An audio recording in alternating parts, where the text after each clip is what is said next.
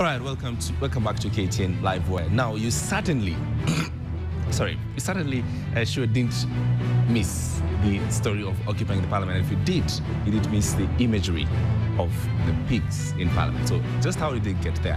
Why? Well, we have a backstory for you. And just now take a look at these pictures that we exclusively obtained. I will mention from you.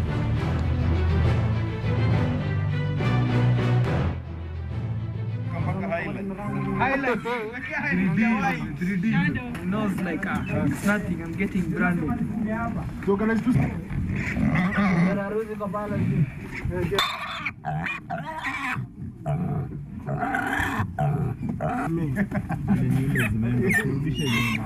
Angalia surface preparation.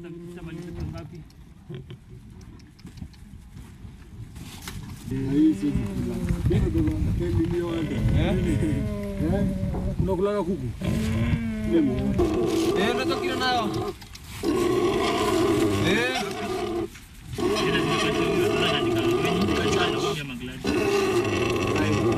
Gladys ni nani jo?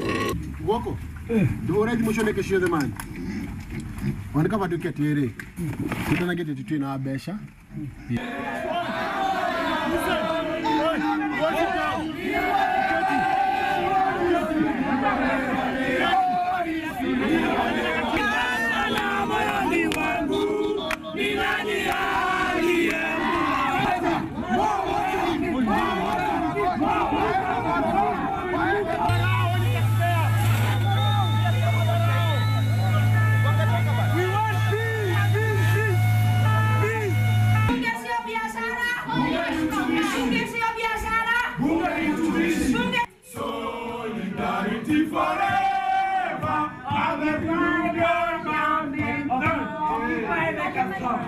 Solidarity forever. Solidarity forever.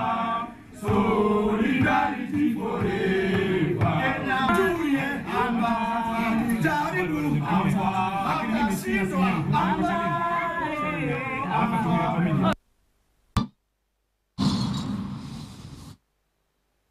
All right, that's the protest earlier this week to protest that move by MPs to disband the SRC and indeed to, in fact, to increase their own salaries. In studio with me with the daredevil, calls himself Boniface Mwangi. Boniface, karibu sana. Asante.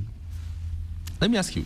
Yes. Where are the pigs? They are the Kenya Society of Prevention of Animal Cruelty, but I'm going there tomorrow to pick them up. They are our property, so why are you cruel to the pigs, Bon? We are not cruel to the pigs. As you can see, it's the police who tear gas the pigs and wash the dirty pigs with their water, the water cannon. You've definitely followed the conversation, and there are people who disagree with your use of pigs. Say, one, we agree with you to go and protest against the MP's salary issue, but you didn't have to use the pigs. How do you react to such? I don't have to react to justify myself. They got the message that you have pigs and you have MPigs, and our politicians are behaving like pigs from the animal farm. So the pigs are in good company at Parliament. I know Duale agrees that he's an MPig as well, because he's a greedy man who called Kenyan thugs. He called us, all of us, thieves for voting for him. He's actually suing you. He should sue the pigs. Actually, the pigs are offended that were compared with the Duale, because Duale is a greedy pastoralist. The man went to Parliament. Kenyans queued for hours to vote. Then he goes to Parliament and called 42 million Kenyans thieves. He's a thief. We're actually offended by Duale. I don't even know, actually, Dugis, yeah? That's where he comes from. I pity people of Dugis. If that's your representative, then you guys go down. Let's talk about your protest on that day. We're seeing on screen. It wasn't my protest, actually. It was Kenyans' protest. The Kenyans' protest that day. Thanks for the correction. And the huge protest that was out there that was meant to tell MPs, you cannot do this. You cannot increase your salaries in our face. Where do you think is the place of Kenyans in getting that message? Do you think that message was lost? No, it was delivered. That's why I'm here. That's why you invited me. That's why people are talking about it. I think the problem is that members of Parliament are actually trying to spin the story now and trying to a religious issue. There's no religion. greed has no religion. So Duale should stop saying, oh, religion, my religion. It's nothing. It has nothing to do with religion. The message got home that our members of parliament don't care about us. That's the truth. It's all about themselves. And I think I'm here, and I hope the president is watching, and I would appeal to him. Jubilee government has the majority in parliament. As you can see, Uhuru and Ruto cabinet nominees were rubber stamped through parliament. They just passed through, which means if Uhuru really cared, he would actually tell those members of parliament, no pay rise. You're not going to get an increment, and I've said it. And they'll listen to him. After all, he has the majority in parliament. So we as Kenyans need to communicate that to, like most of the Kenyans, Uhuru was elected by 6 million Kenyans, and they did a poll, 88% of the Kenyan people don't support the salary increment, which means most of us don't support the salary increment. And if the president was to tell them please to stop, the Kenyans would actually applaud him. In this particular conversation, it's pretty much out of Kenya's hands, if you like, in the sense that it's now a matter inside Parliament. The petition has been tabled and parliamentarians will discuss it. To what point would you think the Kenyan, me, you, the others who are watching tonight, where do you think is the Kenyans' place for them to raise their voices? Number one, the members of parliament are breaking the constitution. They can't increase the salaries. They have no right to do that. Number two, we need to despise them. We need to torment their lives. I want, when you see a member of parliament in the supermarket, call him a thief and a name pig.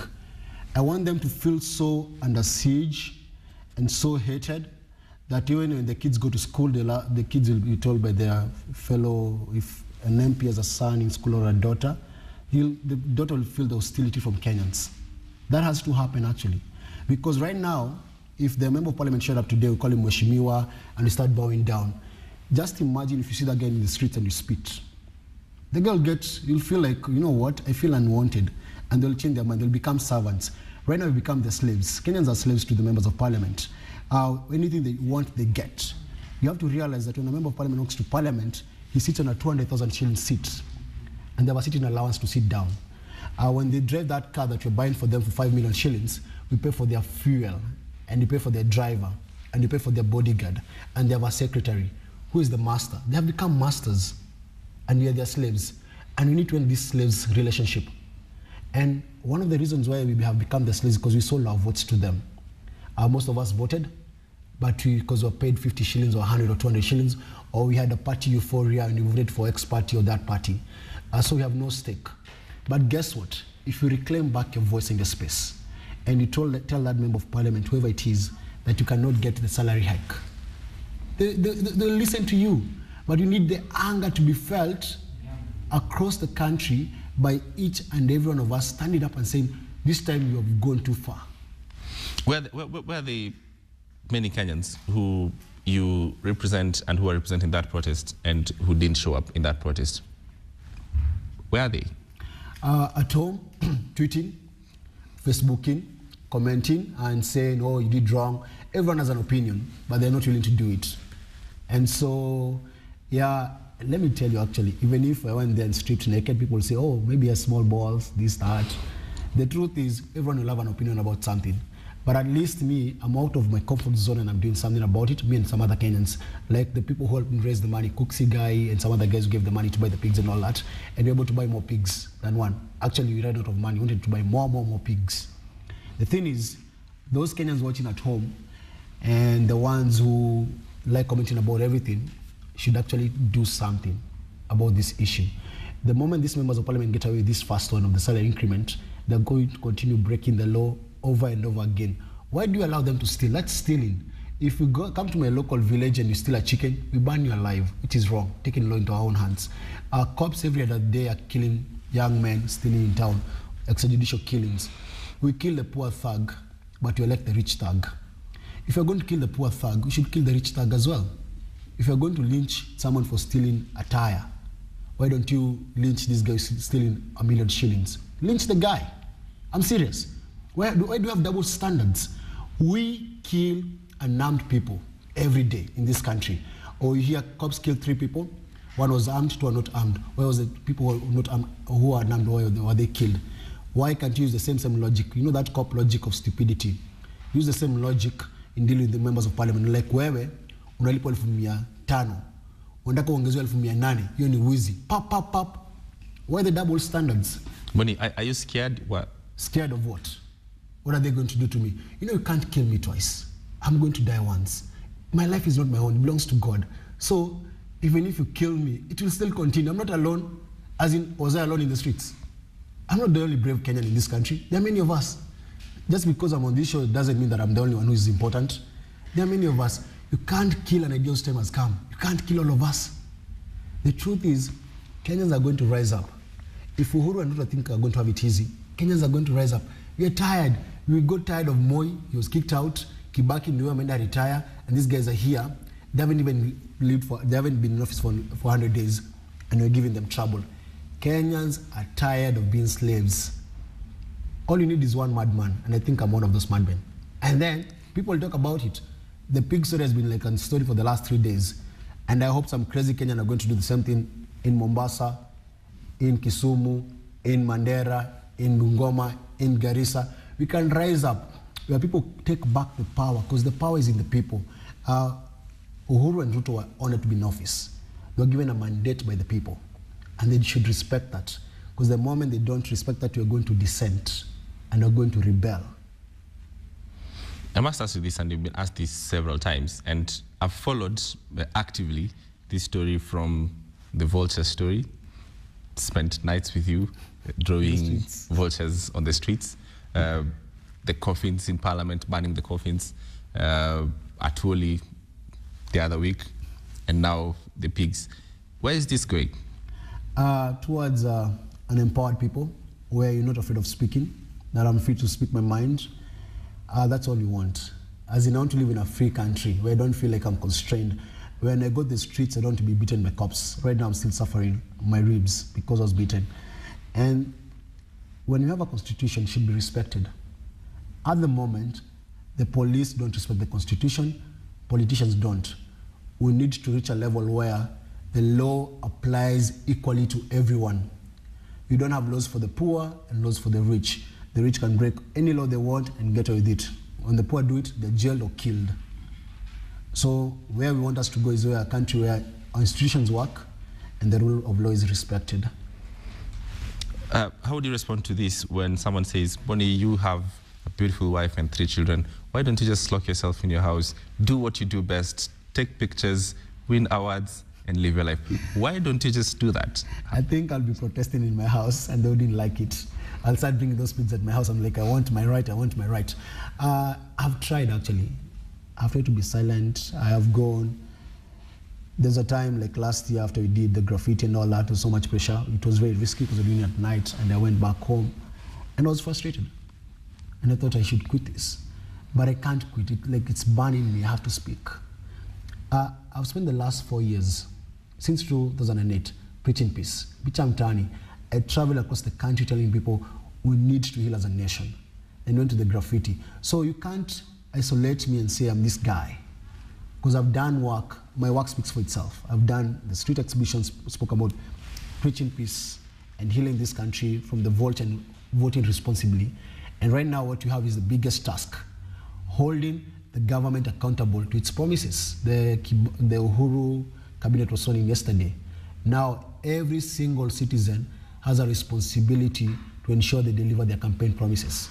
So it's tick, tock, we're counting. First 100 days, what did you promise you're going to do? Let's do it. So you're going to do this. Are you willing to die for 40 million people? Me, I'm not dying for them, I'm dying for my kids. Them, they'll enjoy. You see, even if I die, I know my wife is watching this. She'll tell them, your daddy loved you. But I don't think anyone wants to kill me, unless they're stupid. Why would you kill me? Are you sure about that? Shauri yao, kwani seta watakufa. We'll all die. You see, no one is going to live forever, even if you steal all that money.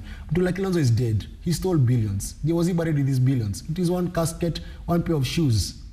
So the truth is, by the end of the day, we shall all die. No matter how much money you steal, no matter how much money you amass, we're all going to die. Our politicians are very short-sighted. They don't think about posterity. They grab our forest, they grab our parks, they're killing our elephants. They don't think about their grandkids. We have no other Kenya. This is the only country that we're going to do. If we destroy Nairobi National Park, it will all become stories that, oh, kulikuwanga na wanyama Nairobi National Park. They need to think beyond that. Right now, they had to bring a pathologist from the UK. Why? Because they can't trust one from here. When this guy gets sick, Beth Mugo and Yang Nyong, where do they go? Abroad. Why? Because our hospitals are down. And guess what? Those are the guys with the money. I have a problem that you elect thugs and we live in a country governed by thugs. And that's the reality. And I have a problem with that. And as long as we have thugs in power and this country is run by thugs, I'll always speak. And I say, people say I'm paid. I'm not paid by anyone. If you have any evidence I've been paid, show it and I'll shut up forever. If someone is paying me to speak, tell me who. I have a bank account in Kenya. You can access it. Go, call the bank manager, ask, do a Google search. I have no foreign accounts, I have no investment, and I'm not living in Kenya. I'm not fleeing.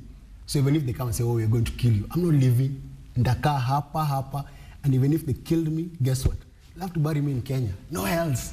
And if I was to disappear, they only throw my body in Uganda or Tanzania. Sitakuwa ni Kenya tu. Kuna pande utanipeleka. This is my country. Kenya ni kwetu. Our forefathers shed blood for this country. So I'm not unique. I'm not special. Mekatilili wa Menza, Koitalele Arap Samoei, Dedan Kimathi, they came before us. They were young people when they were doing these things. So I'm not alone. It's not unique. And I don't think Kimathi died so that we could enjoy Facebook and Twitter. No, I don't think so. There's more to life than having fun. You need to find a purpose and live for it. For me, find my purpose. Hold these guys accountable until death. Mm-hmm. And in this purpose, Bodi, you're passionate about it. That I know. It's evident. Certainly the whole country knows about that.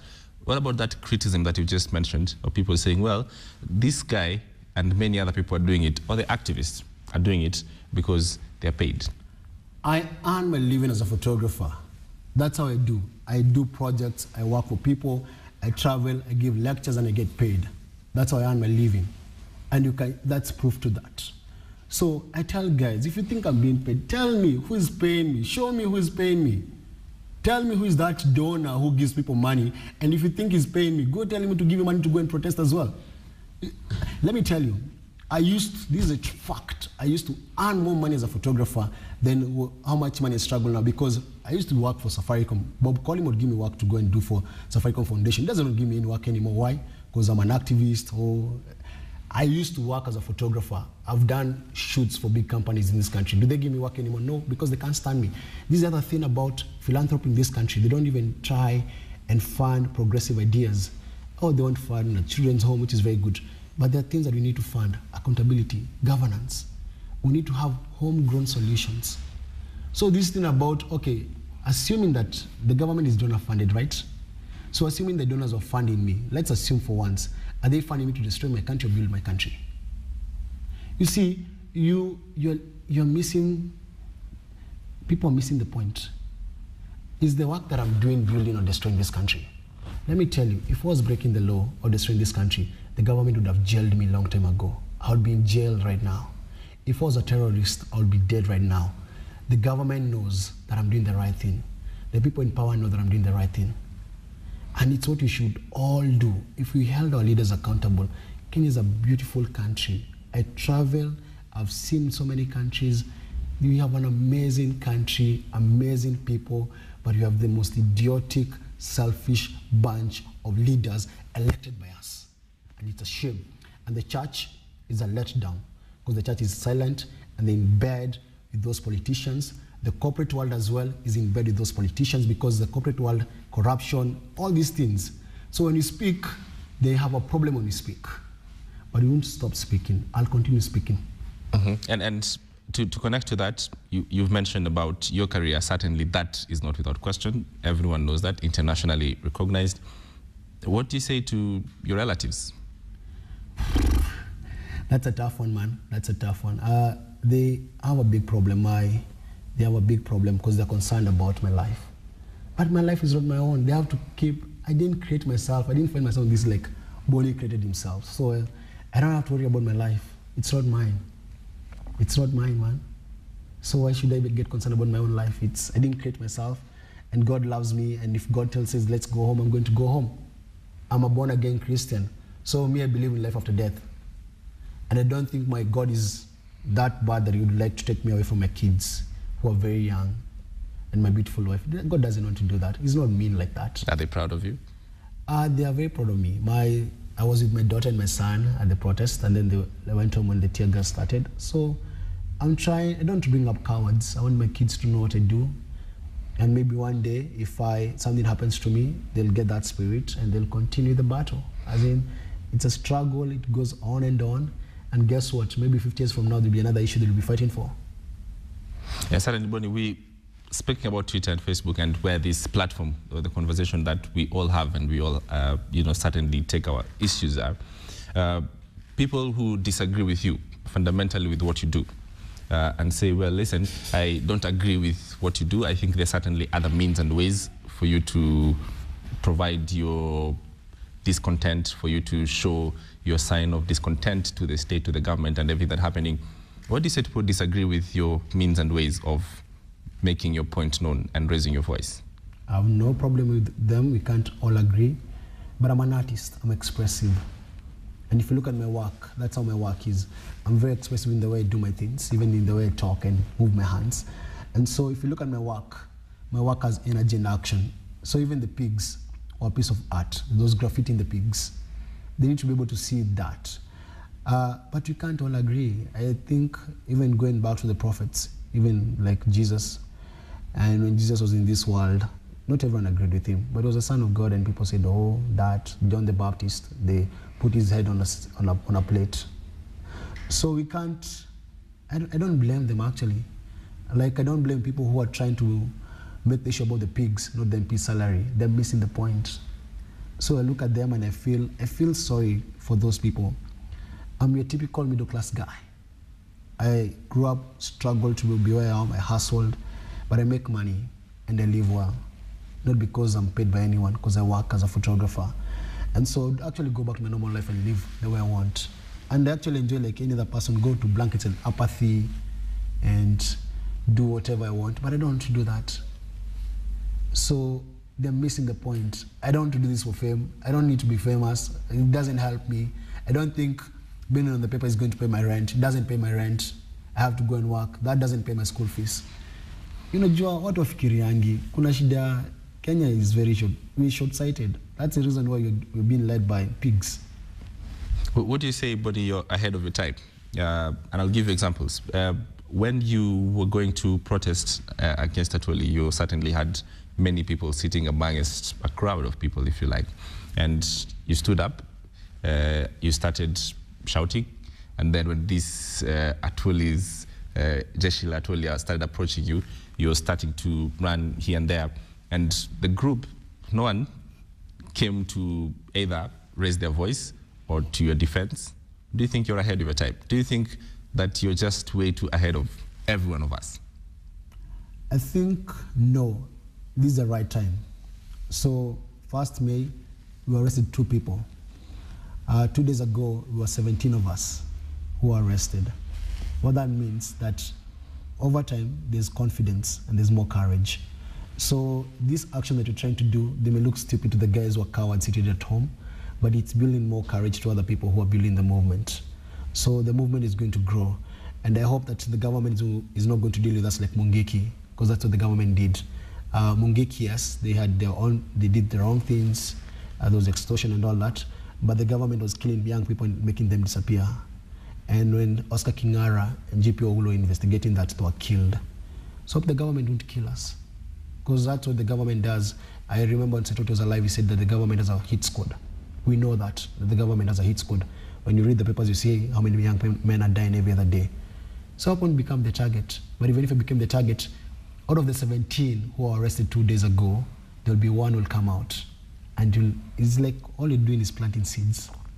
And those seeds will actually flourish. Eventually, you're going to get fruits. If you look at the Tomboya airlifts, we had Wangari Maathai, we had Barack Obama's dad, and we had people like Philip Ochieng, and the people who went away and came back and built this country.